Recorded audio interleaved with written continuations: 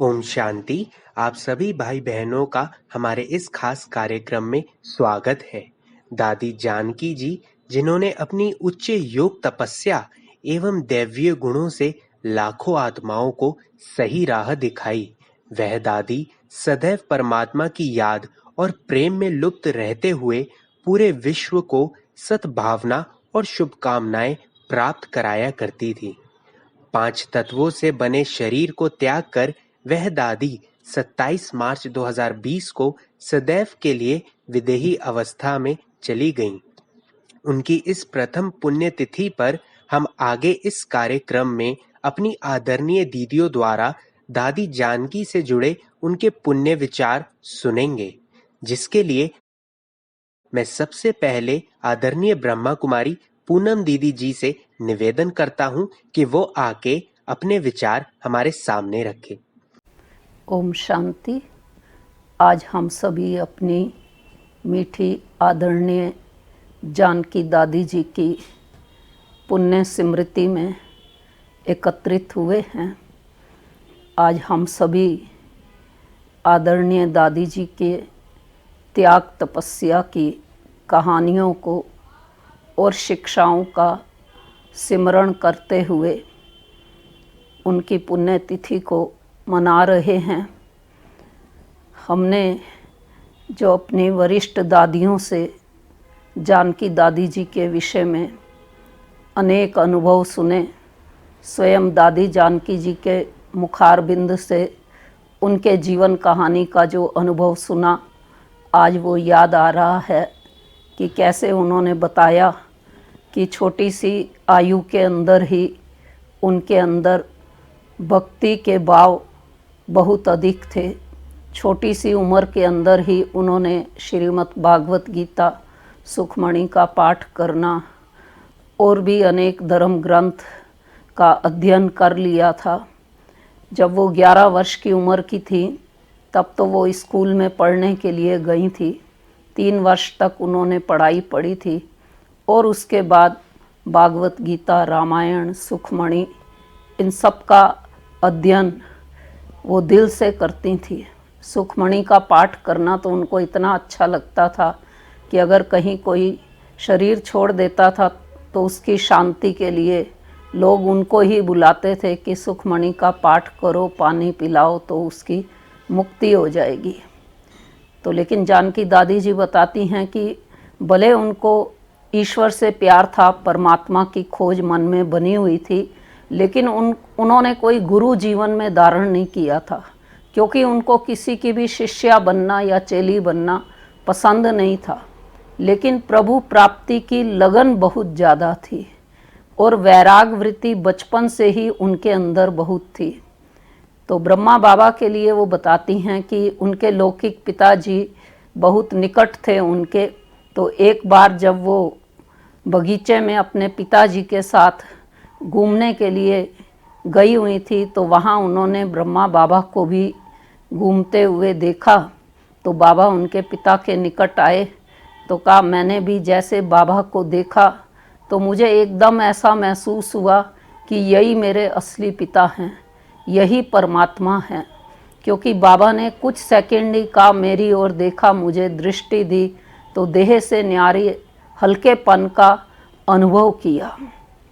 तो इस प्रकार से प्रभु प्राप्ति की लगन और अधिक बढ़ गई अंदर में। और एक बार बताती कि अपने लौकिक पिताजी के साथ सिकोरा शहर में जब वो गई, उनके बिजनेस के काम से, जिनके घर में वो ठहरे हुए थे वो भी बहुत बड़े बिजनेसमैन थे। तो कहा, उनको मैंने देखा कि वो सवेरे 3 बजे उठ कर के ईश्वर का ध्यान करते, लेकिन ईश्वर का ध्यान वो बिल्कुल साइलेंस में करते। तो कहा, मेरे को बड़ी हैरानी हुई कि भगवान का ध्यान तो कीर्तन भजन गाकर किया जाता, कुछ पढ़ के किया जाता, लेकिन ये तो बिल्कुल साइलेंस में कर रहे। तो कहा, मैंने उनसे पूछा कि आप क्या कर रहे, कैसे भगवान का ध्यान कर रहे। तो कहा, उन्होंने कोई जवाब नहीं दिया, ये सोचा कि ये छोटी बच्ची है। लेकिन जब बार बार पूछा तो उन्होंने कहा, मैं विष्णु मंत्र का अंदर ही अंदर जाप करता हूँ, उससे बहुत मुझे शांति मिलती है। तो कहा कि मुझे लगा कि यही शायद सच्ची भक्ति करना है, तो मुझे भी इस प्रकार से अंदर में भगवान का ध्यान करने की लगन बढ़ती गई। तो कहा कि एक बार मैं अपनी बड़ी बहन लक्ष्मणा के साथ ब्रह्मा बाबा के पास गई। तो जब मेरे पिता भी मेरे साथ थे तो मेरे पिता को देख करके ब्रह्मा बाबा ने कहा कि आपकी दोनों बच्चियों में से बड़ी वाली तो ईश्वरीय सेवा में मददगार बनेगी, लेकिन जो छोटी वाली है जनक, उसका कर्म बंधन है। तो कहा बाबा की बातें सुनकर मेरे को थोड़ा संशय आया कि मैं तो शुरू से बचपन से ही वैराग वृत्ति वाली, इतनी भक्ति भाव वाली, सत्संग कीर्तन करने वाली, मेरा कर्म बंधन क्यों बनेगा। लेकिन जो बाबा ने कहा हुआ वही, क्योंकि थोड़े समय बाद ही लौकिक पिताजी ने बाबा से पूछा कि जनक की शादी कर दें, तो बाबा ने कहा कर दो। तो कहा मेरी एक धनाढ़े परिवार में शादी हो गई, जहाँ किसी भी प्रकार की कोई भी कमी नहीं थी। नवल उनके लौकिक पति का नाम था। तो कहा कि हर प्रकार की सुख सुविधा घर में थी, लेकिन मेरा मन कहीं भी नहीं टिकता था। मेरा मन तो बस प्रभु के ध्यान में खोया रहता था। शादी के बाद जब पियर में भी, घर में भी आई, तो भी जो है खूब भगवान के ध्यान में मन लगे, लेकिन जो है ससुराल जाने को मन नहीं करे। और ससुराल जाने के नाम पर कहा मैं खूब रोने लगी।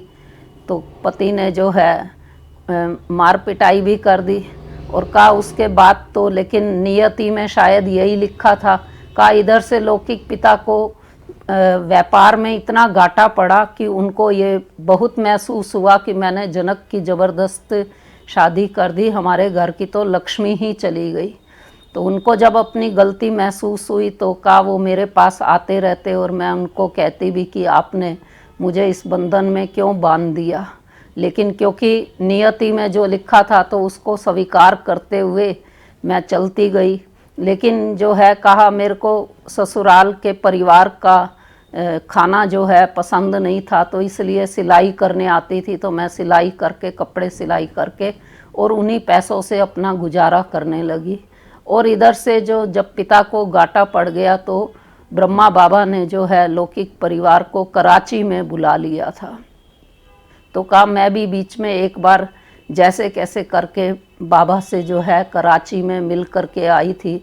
और जो लौकिक परिवार से पैसे मिले थे थोड़े बहुत, तो वो दे करके आई। इसी प्रकार से गहने थे वो भी बीच में ऐसे दे करके आई थी। लेकिन का लौकिक पति को हमेशा शक रहता था कि ये जो है दादा के पास जाती है, सत्संग में जाती है, क्योंकि उस समय सबको यही था कि यहाँ जाने पर जो है घर परिवार छूट जाता है। तो पति की कड़ी नज़र बनी रहती थी कि ये कहीं उधर चली ना जाए।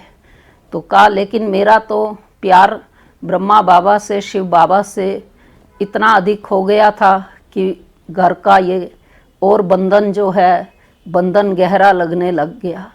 लेकिन फिर भी जैसे कैसे करके बाबा ने जो है युक्ति से बंधन मुक्त करके और अपने पास कराची में बुला लिया था। लेकिन बाबा ने अपने पास ना रख करके लौकिक पिता के पास रहने के लिए कहा।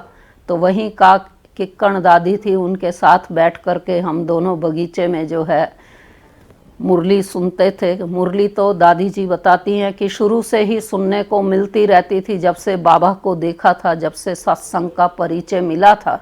लेकिन कर्म बंधन होने के कारण से बाबा से मिलने नहीं जा सकती थी। लेकिन लौकिक पिता किसी न किसी तरीके से युक्ति से ले जाते थे बीच बीच में। तो जब बंधन मुक्त हो गए तो फिर तो जो है मुरली पढ़ना और जो है ईश्वरीय सेवाओं में सहयोगी बनने की इच्छा दिनों दिन बढ़ती चली गई। और एक बार बाबा को कहा कि मैं सेवा करना चाहती हूँ। तो बाबा ने जो है मुंबई भेजा और वहाँ पर का गली गली मंदिरों में कई जगह जाकर के जो है कल्प वृक्ष का चित्र साथ दिया था, जाकर के ईश्वरीय सेवाएं करती थी। फिर बाबा ने जो है जब 1950 में मधुबन आ गए थे तो वहाँ पर भी मम्मा के नज़दीक रह कर के सीखने को बहुत कुछ मिला। और इसके साथ साथ बाबा ने मम्मा के द्वारा मुझे एक और सेवा दी, नर्स की, कि बीमारों की आपको सेवा करनी है। तो कहा, मेरे को बड़ी हैरानी हुई क्योंकि मैं स्वयं ही बीमार रहती थी, तो मैं कैसे नर्स बन करके औरों की सेवा करूंगी। लेकिन बाबा ने कहा कि बाबा बच्ची को सब सिखाएगा। तो कैसे बाबा ने जो है हर एक बीमार की कैसे सेवा करनी है, कब उसको दवाई देनी है, कब ग्लूकोज चढ़ाना है, कब जूस देना है, ये सारी चीज़ें बीच बीच में डायरेक्शन देते रहते थे। और इस तरह से जो है बीमारों की सेवा करते हुए जब तक उनको मैं ठीक नहीं कर लेती थी, चाहे रात भी जागना पड़े, लेकिन मैं सेवा करती रहती थी। तो कैसे बाबा ने जो है नर्स बनने की भी कला ट्रेनिंग सिखा दी। फिर इसके बाद बाबा ने कहा कि बच्ची, तुमको जो है सबको क्लास कराना है। तो मैंने कहा कि मुझे तो क्लास कराना आता ही नहीं है। तो फिर बाबा ने मुझे क्लास करना भी सिखाया, कराना भी सिखाया, टीचर्स को ट्रेनिंग कैसे देनी है वो भी सिखाया। और 69 में जब बाबा ने शरीर छोड़ा तो बताया कि मैं पूना में थी।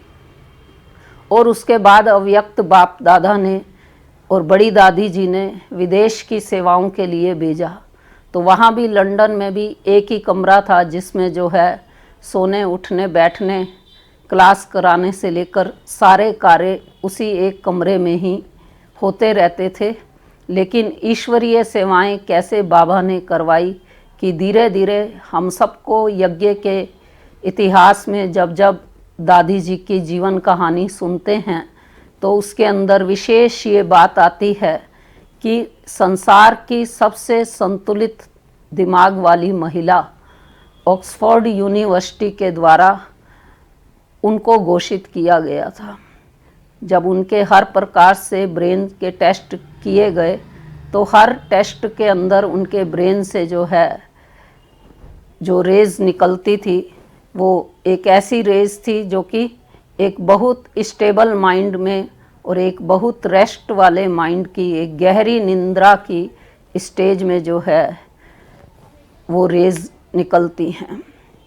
तो इस प्रकार से प्यारे बाबा ने विदेश में उनको सेवाएं इतनी करवाई कि शायद सारा ही कोई विश्व की ऐसी महिला नहीं होगी जिसने बाय एयर इतनी माइल तक यात्राएं की हो।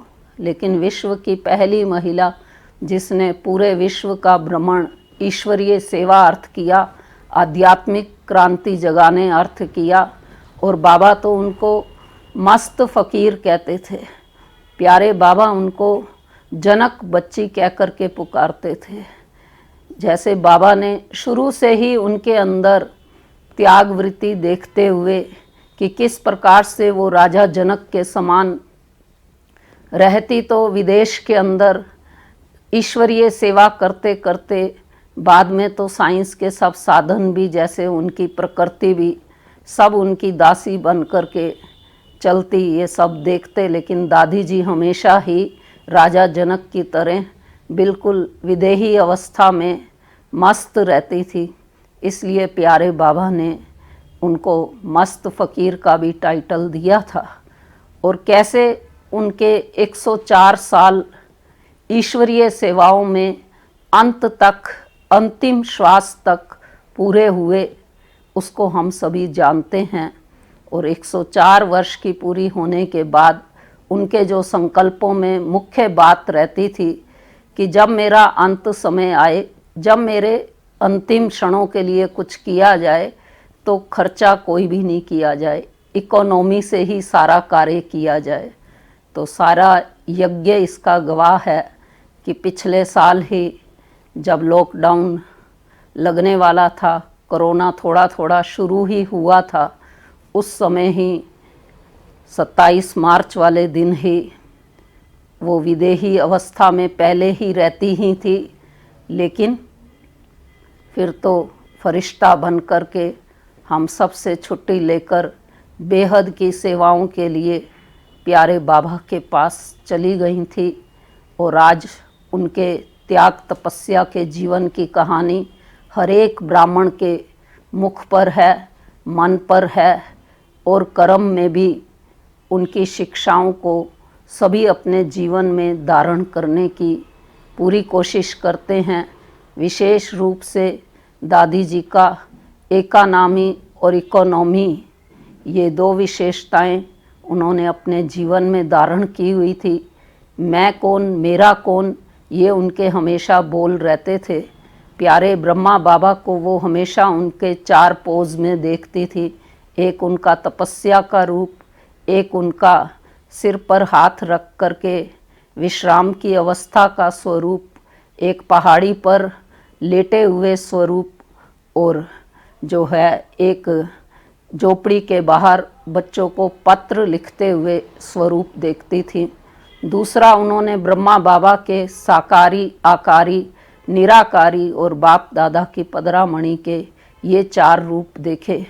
तो ब्रह्मा बाबा ने ही उनको एक अच्छा वक्ता बनने के लिए, एक अच्छा मनन चिंतन करने के लिए जो है प्रेरणा दी थी। तब से लेकर वो मुरली को 1 बार नहीं, 2 बार नहीं, लेकिन वो बताती कि 18 बार वो मुरली को रोजाना पढ़ा करती थी।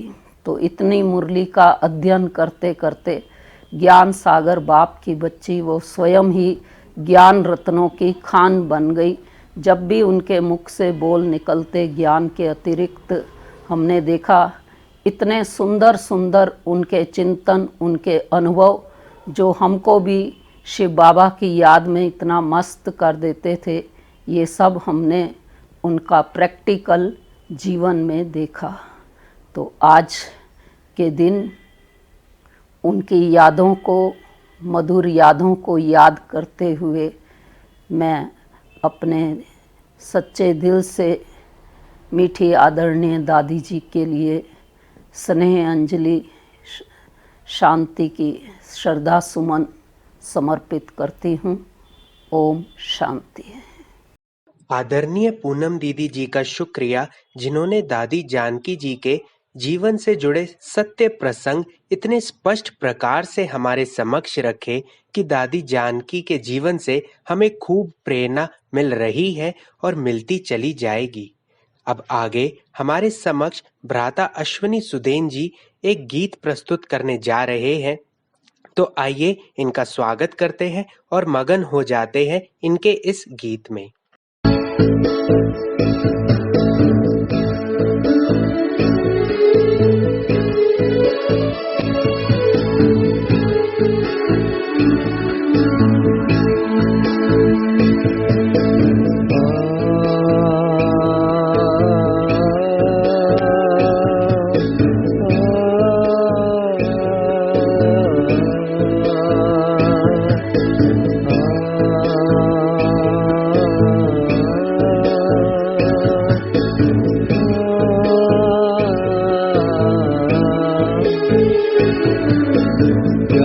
दादी जानकी, हमारी दादी जानकी, प्यारी दादी जानकी, हमारी दादी जानकी, परम पिता शिव की दुलारी दादी जानकी, दुलारी दादी जानकी, प्यारी दादी जानकी, हमारी दादी जानकी।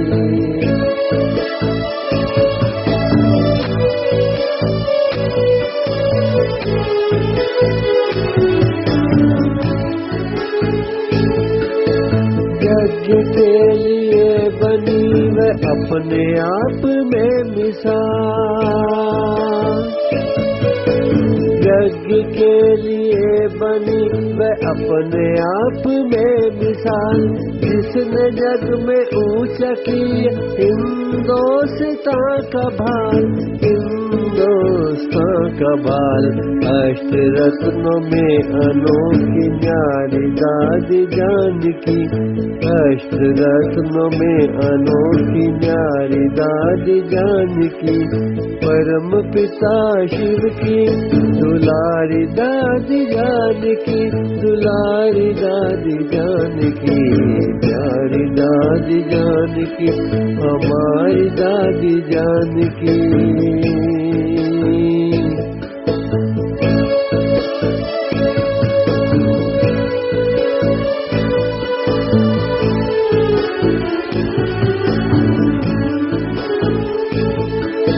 बाबा बाबा और बाबा एक धुन सवार थी। बाबा बाबा और बाबा एक धुन सवार थी। मेरे गाँव का सरोत निर्मल गंगाधार थी, निर्मल गंगाधार थी। यज्ञ की कुशल प्रशासिका थी दादी जानकी। यज्ञ की कुशल प्रशासिका थी दादी जानकी। परम पिता शिव की दुलारी दादी जानकी, दुलारी दादी जानकी। हमारी दादी जानकी, प्यारी दादी जानकी।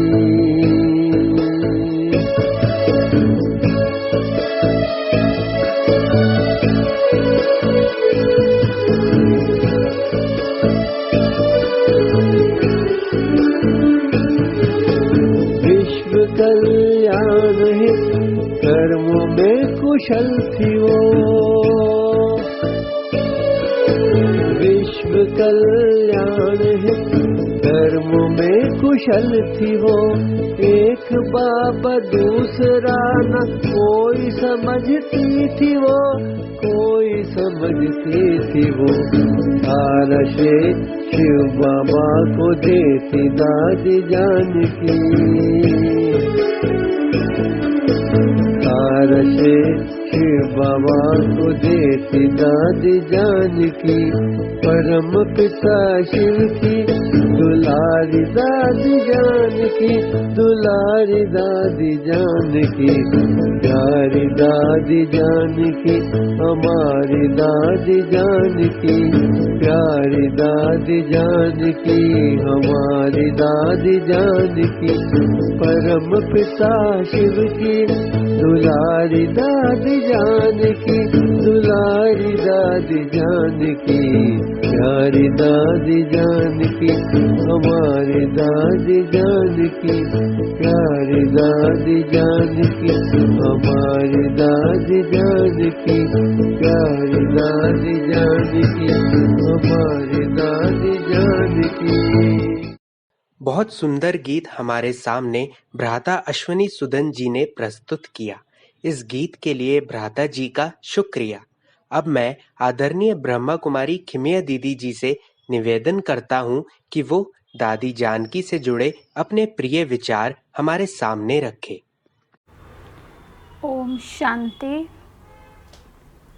हमारी आदरणीय प्यारी मीठी स्नेही जानकी दादी जी के स्मृति दिवस पर विशेष रूप से स्मृतियाँ आ रही हैं कि जानकी दादी जी के प्रति जो बाप दादा ने महावाक्य उच्चारण किए वो बड़े ही प्रेरणादायी महावाक्य हैं, जो दादी जानकी जी के मुख द्वारा भी हमने सुने। उनका नाम ही था, बाबा कहते थे, जनक। जनक के दो अर्थ बाबा ने बताए।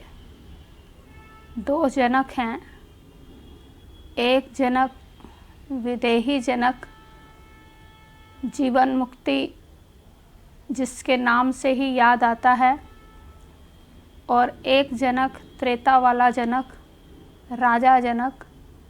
तो बाबा कहते थे तुम्हारे नाम की बहुत विशेषता है, तुम नाम का दान देने वाली हो। नाम का दान देने का अर्थ है ट्रस्टी बनकर वरदान देना। जैसे ही तुम्हारा नाम किसी के भी कानों में जाएगा तो उसे क्या याद आएगा? जीवन मुक्ति याद आएगा, ट्रस्टीपना याद आएगा, विदेहीपना याद आएगा। तो आप बाप की जनक हो। एक जनक है सीता वाला जनक, वो जनक नहीं, लेकिन आप तो बाप की जनक हो। तो नाम से भी आप सबकी सेवा कर सकती हो, दान देने वाली आत्मा हो, और नाम से ही आपकी सेवा हो जाएगी, किसी का बेड़ा पार हो जाएगा। तो इसलिए बाबा ने कहा कि अगर कोई शिव बाबा भी कहे और कुछ याद ना आए तो भी उसे स्वर्ग के गेट का पास मिल जाएगा। तो इसलिए नाम से भी काम होते हैं, नाम भी प्रेरणा देता है। तो इतनी सुंदर थी हमारी जानकी दादी जी, जिनका नाम ही इतना सुंदर, विदेही ट्रस्टी पने की स्मृति दिलाने वाला। जानकी दादी जी के लिए बाबा ने नाम के साथ साथ कर्म की भी बात कही कि आपके कर्म की लकीर से सबके तकदीर की रेखा बदल जाती है। तो जहाँ जहाँ आप जाते हैं आपके कर्म से अनेकों की तकदीर बदल जाती है। ये कर्म ही कलम है तकदीर को लंबा करने के लिए। तो दादी जी को बाबा ने ये भी महावाक्यों में कहा कि आपके कर्म अनेकों को प्रेरणाएं देते हैं। जहाँ जहाँ आप जाते हैं आपके कर्म से अनेक आत्माओं की तकदीर की लकीर लंबी हो जाती है। फिर बाबा ने जानकी दादी जी को कहा कि आप जहाँ भी जाती हैं, वैसे तो मस्त फ़कीर हैं, विश्व परिक्रमा करनी है, ये टाइटल दिया वर्ष को भी। लेकिन बाबा ने कहा तो बाप पहले पीछे आप, तो पहले बाप पीछे आप चलते हैं। तो आप बाप को परिक्रमा कराते हैं या बाप आपको परिक्रमा कराते हैं, दोनों साथ साथ करते हैं। तो आगे आगे बाप, पीछे पीछे आप, तो सफलता सदा साथ रहती ही है। फिर बाबा ने इसके साथ साथ वरदान दिया, आप में बाप, बाप में आप। तो बाबा ने कहा कि जहाँ आप जाते हो आपसे बाप दिखाई देता है, तो समान बन गए ना, समान भव का वरदान दिया। जब आपको देखते हैं तो बाप और बाप के चरित्र दिखाई देते हैं, बाप की याद आती है। इसीलिए उन्होंने कह दिया कि बाप मेरे में है, मेरे अंदर है। तो बाप समान बन गए। तो ये आपका टाइटल है, बाप में आप में बाप, दोनों साथ साथ हैं, अलग नहीं। जैसे बाप दादा जुड़वे हैं, जुड़वा शब्द है, ऐसे ही आप में बाप, बाप में आप, ऐसे आप भी जुड़े हुए हैं। एक सेकंड भी बाप से अलग नहीं हो सकते, इसको कहते हैं बाप समान। तो हर समय प्यार की बरसात होती रहती है बाप से। तो आप बच्चों को प्यार देती हो तो बाप से प्यार का भंडार मिलता है। तो बाप का प्यार देते जाओ और बाप से प्यार लेते जाओ। तो बच्चों ने ज्ञान तो बहुत सुन लिया है, अब प्यार की ज़रूरत है। दो प्रकार के बच्चे हैं, कोई प्यार चाहते हैं, कोई शक्ति चाहते हैं। तो बाप से प्यार लेती जाओ, शक्ति लेती जाओ और देती जाओ। तो आप प्यार का भंडार बनकर सेवा करती रहो और बाप से ये भंडारे भरपूर सदा लेती रहो, देती रहो। आप दादियों की शुभ भावनाएं भी ब्राह्मण आत्माओं को तंदुरुस्त रखती हैं। तो आप जितना ब्राह्मण आत्माओं के लिए शुभ भावनाएं रखती हैं, प्यार देती हैं, उतना ब्राह्मण तंदुरुस्त हो जाते हैं और देवियों से शक्ति की कामना रखते हैं कि ऐसा लगता है कि कोई शांति की, शक्ति की अंजलि दे दे, और ढूंढते हैं कहाँ से शांति की, शक्ति की किरणें आ रही हैं। तो आप ही देवियाँ हो, आप ही देने वाली हो, आप ही दादियों से प्यार और शुभ भावना की कामनाएं रखते और वो आपसे मिल जाती तो संतुष्ट हो जाते। आप ब्राह्मणों को देने वाली, संतुष्ट करने वाली देवियाँ हो। बाबा ने कहा कि आप प्रकृति को भी हिलाने वाली प्रकृति जीत आत्मा हो। प्रकृति आपको हिलाती और आप प्रकृति को ही हिलाती हैं। तो दादियों से बहुत प्यार है, दादियों से स्नेह है, दादियों से प्यार और स्नेह ही सेवा का प्रत्यक्ष फल है। जब सबके मुख से निकलता है वाह दादी वाह, तो ये स्नेह ही प्रत्यक्ष फल है सेवा का। तो जब निस्वार्थ भाव से स्नेह से सेवा करते हैं तो उसका प्रत्यक्ष फल भी तुरंत ही मिल जाता है, सबको सुख मिलता और सबके मुख से वाह वाह निकलती है। आप विश्व के गोले पर खड़ी हैं या लंदन के गोले पर खड़ी हैं या मधुबन के गोले पर खड़ी हैं? तो बाबा ने कहा आप तो विश्व के गोले पर है ना, विदेश जाने का सेवा का पार्ट आपका ड्रामा में नूंदा हुआ है। विदेश आने जाने की तो आपको प्रैक्टिस हो गई, अभी क्या लगता है जाना आना, घर लगता है ना, वो घर और ये घर। तो बाबा ने कहा कि आप तो बाप से वैसे भी कंबाइंड हो, चिपके हुए हो, क्योंकि आप बाबा बाबा कह कर के सारी सेवा करते हो। बाबा ये कह रहा है, बाबा ये करा रहा है, बाबा ये बोल रहा है, बाबा शब्द ही आपके मुख से निकलता रहता है। कोई रोते हुए भी आता है तो उसको भी बाबा बाबा कहकर हंसा देती हो। आप तो बाप दादा के दुआओं की पात्र हो, आप फरिश्ता स्वरूप की साक्षात देवी हो। ये भी बाबा ने दादी जी को टाइटल दिया। और बाबा ने कहा कि जैसे आप यहाँ से फॉरेन में जाती हो और वहाँ जा कर के आप अपने स्वरूप से साक्षात्कार कराती हो, कि किसी को सुख का अनुभव कराती हो, किसी को शांति का अनुभव कराती हो, तो आप साक्षात देवी हो। लेकिन बाबा ने कहा कि ये मेरा जो है ये ब्रह्मा कुमारियों की महिमा कराता है, तो इस मैं और मेरे को हटाना है, तभी आप साक्षात्कार करा करके साक्षात देवी बन सकते हो। तो ब्रह्मा कुमारियों में भी पहले ब्रह्मा लगता है, तो बाप का नाम आए, बाप का नाम बाला करना है। फिर बाबा ने जानकी दादी जी को कहा कि आप तो बाप को भी बांध लेती हो, क्योंकि बाप से इतना प्यार है, बाप भी आपके प्यार में बंध जाता है। बाप ने तो सिर्फ तरीका बताया ऐसे बांधो, और आपने बांध लिया, तो आप बाप से भी शक्तिशाली हो गए। तो ऐसी हमारी प्यारी दादी जिन्होंने बाबा को भी अपने प्यार में बांध लिया, हम अपनी आदरणीय प्रिय जानकी दादी जी को आज अपने हृदय की गहराइयों से, दिल से, शुभ कामनाओं से शुभ श्रद्धांजलि, श्रद्धा सुमन समर्पित करते हैं। ओम शांति।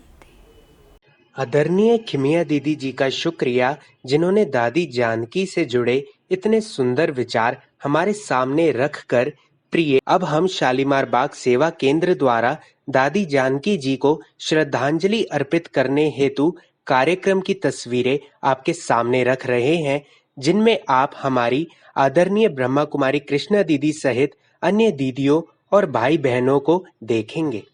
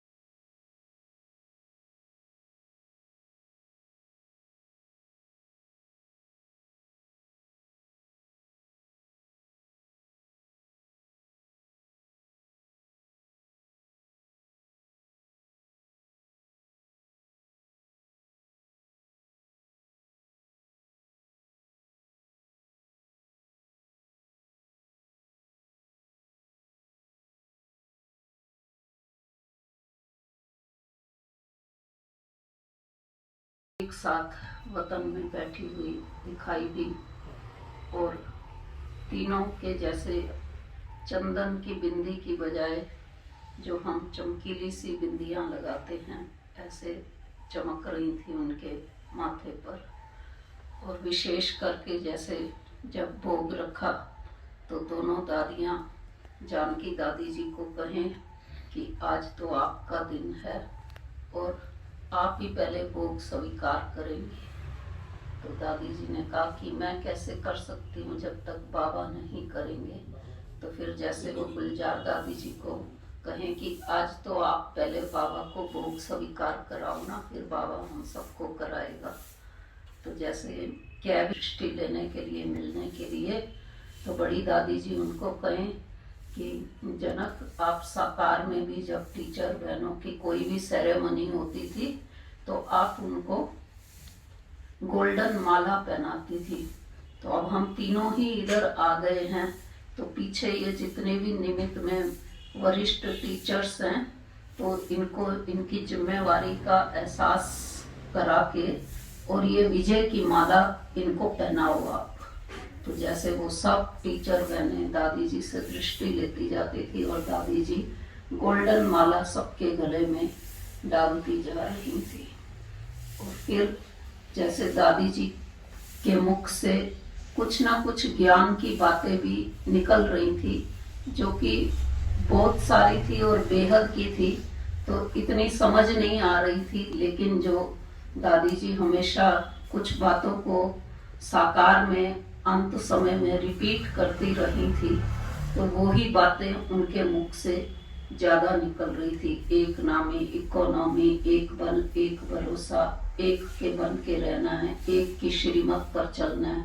जैसे एक एक शब्द उनका बार बार मुख से निकल रहा था। ऐसे लगा सेकंड में जैसे वो इधर आई और जैसे अपना उनका गाउन डालती थी, जेब होती थी, तो ऐसे दिखा दिखा के खाली, भाई मेरी जेब तो खाली है, लेकिन मैं आज इस जेब को भर के ले जाऊंगी और बाबा को खर्ची दिखाऊंगी। तो सब भाई बहन हैरान हो गए, भाई दादी जी कौन सी खर्ची लेने वाली। तो कहा अब जैसे हम संपन्न संपूर्ण बन गए, अब हमारे साथ साथ आप सब ने भी बनना है और घर लौटना है, तो इसलिए आज मेरी जेब हमेशा खाली रहती थी, मैंने कभी भरी नहीं, लेकिन आज मैं आप सबकी जिसकी जो कमी कमजोरी है वो मेरी इस जेब में डालते जाओ, मैं सबकी लेकर के और बाबा को दे दूंगी।